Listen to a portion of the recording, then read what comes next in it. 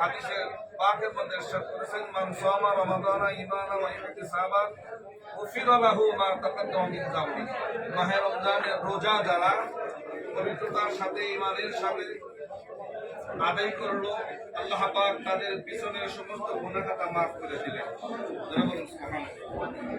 মাহে রমজান মাস আল্লাহ পাকে এমন ভাবে যত মানুষ আছে ইমানদার মুসলমান নারী, আমরা যেভাবে আল্লাহকে ভাই আমাদের আমি ঝগড়া করবো না, এটা রোজার মাস, সংগ্রামী মাস। আমি চাচ্ছি না যে